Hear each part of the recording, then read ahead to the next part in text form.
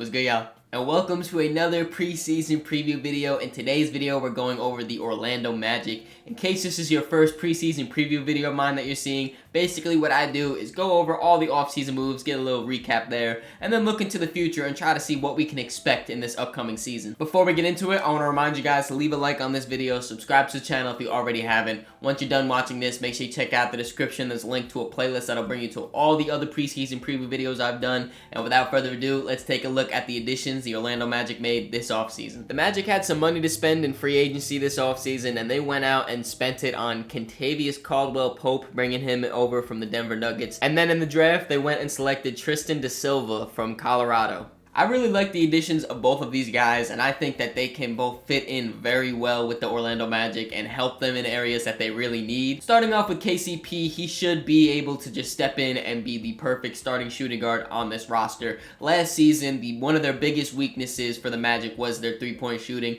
KCP has been a great 3-and-D catch-and-shoot type of guy for the last few seasons now, is always above 40% or at least near it, never really below that 37% for his career. All around great movement shooter. I think on offense he should be able to help spread the floor for their forwards of Franz and Paolo, allow them a clear lane to the basket. But then defensively is I think where he will really fit in. Last year the Magic had one of the top defenses in the NBA, and KCP is one of the top defenders in the NBA. So him coming here, they already have the basis of this great defense. He's just going to kind of level it up a little bit. He's most effective guarding the other point guards or shooting guards, the guys that have the ball in their hands most of the time. He's a great point of attack defender.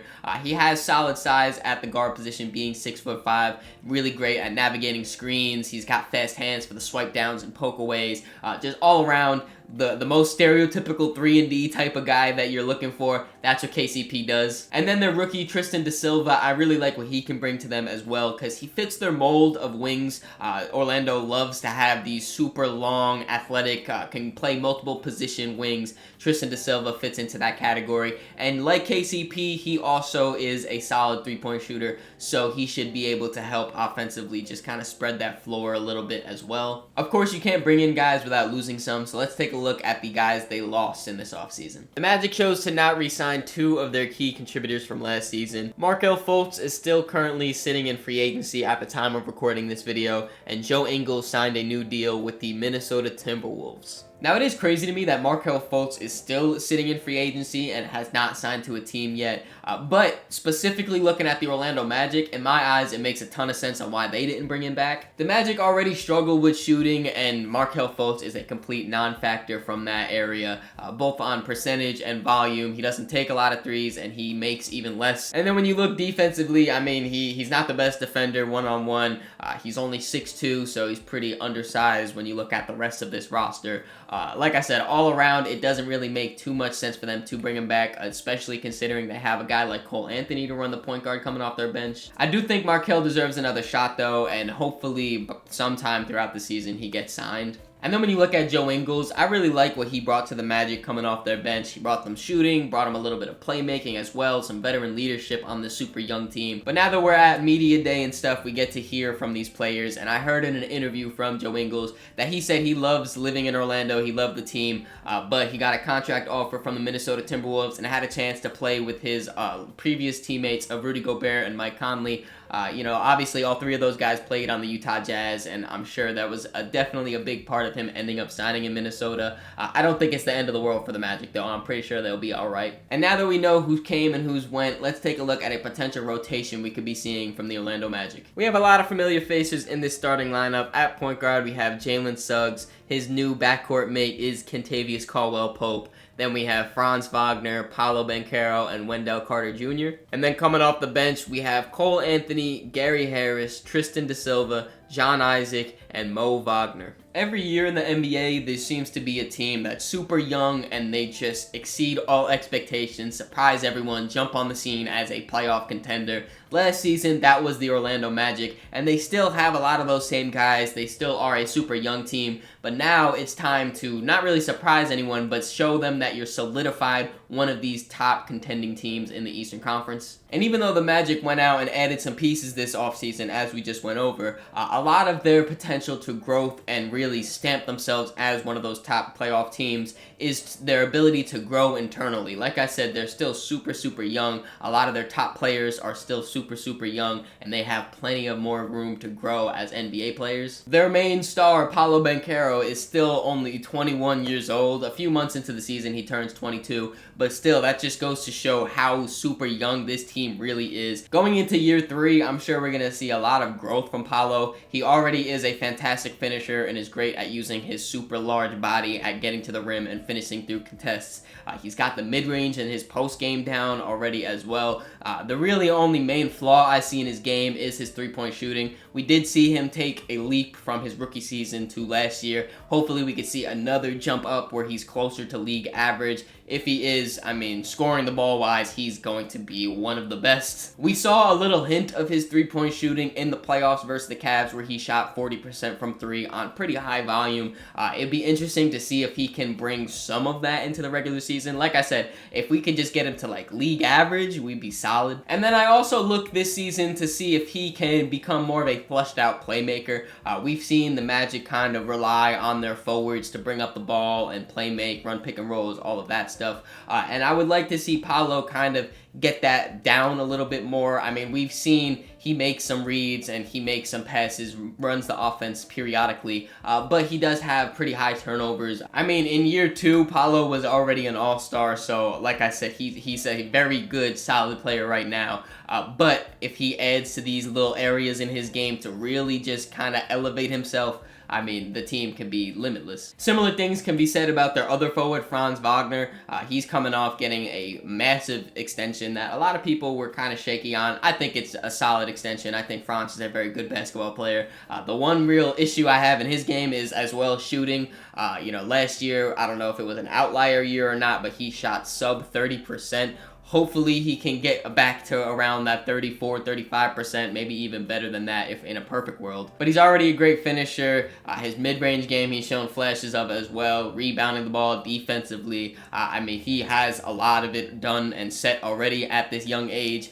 We just got to see where he can even take it further. And if you want to talk about internal growth, Jalen Suggs kind of embodied that last season. His first 2 years in the league were kind of shaky, but last year he was seeming to able to like really find his footing and take strides in all aspects of the game. He became a much more efficient scorer, both finishing at the rim and at the three-point line. He became a 40% shooter. He was able to find his identity as a scrappy, energy defender type of guy, became an all-defensive defender last season. I'm hoping that he can bring all of this into next year, but if we're talking about taking more steps, his playmaking is definitely going to have to take a jump, considering that the Magic are going all in as their starting point guard being Jalen Suggs. I personally see him more as a shooting guard, but now he's got the range. He's going to be running point guard. I'm sure they still will be relying a lot on Franz, a lot on Paolo, as they normally do.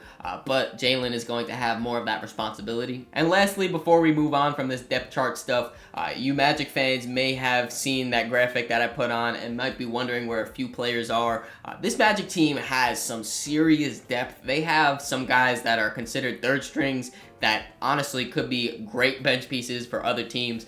Just to list a few of them: Anthony Black, Jet Howard, Goga Batadze, Caleb Houston. They have plenty of guys. All 4 of these guys honestly could be getting minutes on majority teams in the NBA.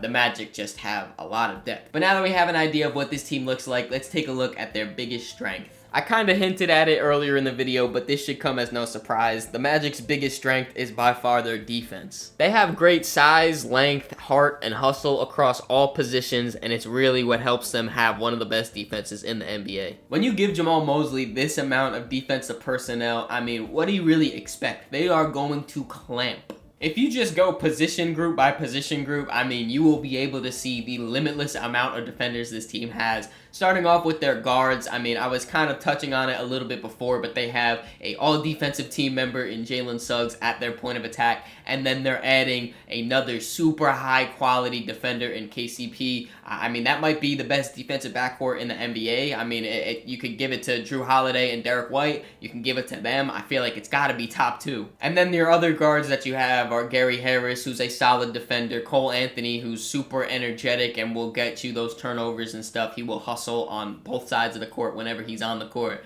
Even guys that don't play, like Anthony Black, he's got great size and defensive instincts. He can play great defensively. I mean, realistically, that's 5 super solid defensive guards. Then you look at their forwards. I mean, I want to start off by talking about Jonathan Isaac. This man, when he is healthy and he is on the court, might be the best defender in the NBA. I legitimately don't know a single thing that John Isaac cannot do defensively. When you're talking about protecting the rim, one of his best skills. Also, just guarding one-on-one on the perimeter, on the post, switching, pick and roll, whatever it is, John Isaac will be able to defend it well. I even saw an interview saying that he bulked up like 20 pounds-ish or something like that. We could see him a lot more at center, which I love. I loved when he was out there with Franz and with Paolo, and that could open up their defense to really just switch everything. Like I said, he's super versatile, and then when you look at their other forwards of Franz, of Paolo, they also compete very well defensively. They have the long arms. They have the quick feet. It seems like versatility is like their main staple. And I mean, we can kind of see that again with Tristan da Silva with his super long arms and great length and size that he has positionally. And weirdly enough, the center position for them are probably their weakest group of defenders. I've been on this channel before saying, in my eyes, the center is the most important piece of your defense. Obviously not when you look at this Magic team and then their scheme, considering you have guys like Wendell Carter and Mo Wagner. They get majority of the center minutes. And they're solid defenders at best, I would say. You know, they have good size for their position. They have good hustle and energy, but nothing crazy defensively. I mean, Goga Batadze, he gets some minutes too. He's pretty good defensively, but again, nothing crazy. If you want to put John Isaac as a center, then, I mean, then we're cooking. Then they definitely have someone great at the center defensively at least. But overall, I mean, it really comes from their guards, from their forwards, their perimeter defense that's hounding, that forces turnovers. They were the second best defense last season. They kept a lot of their key pieces and then even added more defensive personnel. I mean, the Magic could have the #1 defense next season. It could be a possibility. Of course, as you guys all know, though, no team is perfect, so now let's take a look at their biggest weakness. The Magic don't have a true point guard on their roster, and that could really be shown in their playmaking struggles. Here you have the Magic leaders in assists per game from last season. Paolo Banchero sits atop the list, just under 5.5 assists. Then you have Franz Wagner at around 4. And then no one else on the roster averaged more than 3 assists per game. When you just look at the guys that are going to be running point guard for the Magic this season, like I mentioned, they're going all in on Jalen Suggs as their starting point guard. When you look at just his numbers and just watch him play, I mean, he's not the best playmaker. I wouldn't really look at him to run my offense. I do think he has his benefits of being the point guard, like when he gets a rebound, he can just push. He's great in transition. You know, he can help in that aspect and get the pace going a little bit. But when you look talking about a half-court offense, I would rather not have Jalen Suggs be my point guard. And then coming off the bench, they have a guy like Cole Anthony, who's definitely more score first. I think Cole is a solid playmaker for sure, but when he's in the game, I think what he's really looking to do is get to the rim, get his shot off, not really involve everyone else. And the Magic kind of pivot away from this by relying a lot on their forwards of Franz and Paolo. And I think both of these guys are, again, solid playmakers. But when you look at really running your offense for a full 82-game season or for the playoffs in a 7-game series, I really don't like the idea of having your offense exclusively ran through them. And I kind of narrowed in on this weakness to be playmaking, but if you kind of just look at the bigger picture for a second, offensively as a whole, this team I really think is going to struggle a lot. They added guys like KCP and Tristan da Silva to help with their three-point shooting, and I definitely think they will help. But when you look at the rest of the roster, they still have a pretty big need for it. Besides those two guys, I mean, you could throw Gary Harris in there as a positive shooter.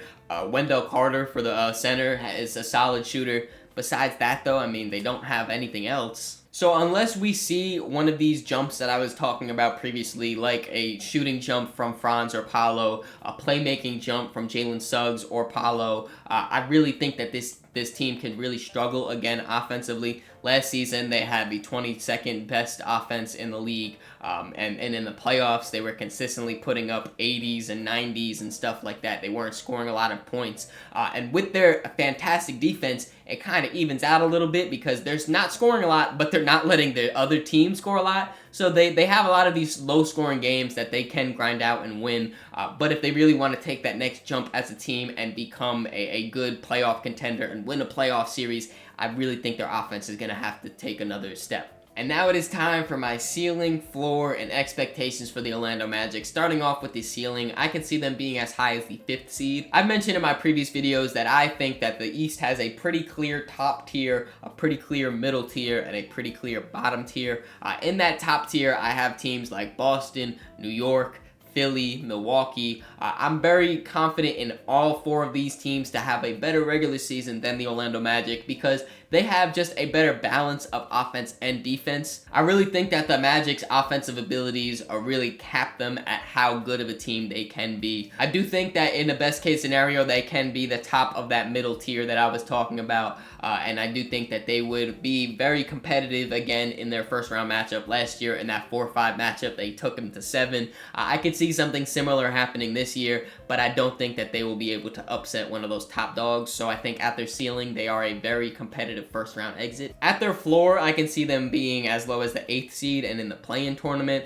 When you look at that middle tier that I'm talking about, I could see them being just at the bottom of that tier, being worse than teams like the Indiana Pacers or the Cleveland Cavaliers, the Miami Heat even as well, and that would slot them in at that 8th seed. Now, I do think that they will 100% make the playoffs through the play-in tournament. I think the East is pretty much 8 teams deep, and I do think that they will be able to slide in either at that 7 or that 8 spot. But then when you look at their playoff matchups, I mean, that 1-8 and 2-7 matchup is always super difficult to upset, and I do think that they wouldn't be able to do it. So at their floor, I could see them being a first round exit. And for my expectations for the Orlando Magic, I think that they will end up as the 7th seed in the Eastern Conference. I understand that I might be a little bit lower than the average fan on the Orlando Magic. I really do think that their offense is going to hold them back. I think they have an incredible defense, but unless we see a super big jump from one of their key contributors, I just think that they're kind of capped off in a super talented Eastern Conference. What do you guys think, though? Let me know in the comments below where you think the Orlando Magic will end in this year's standings.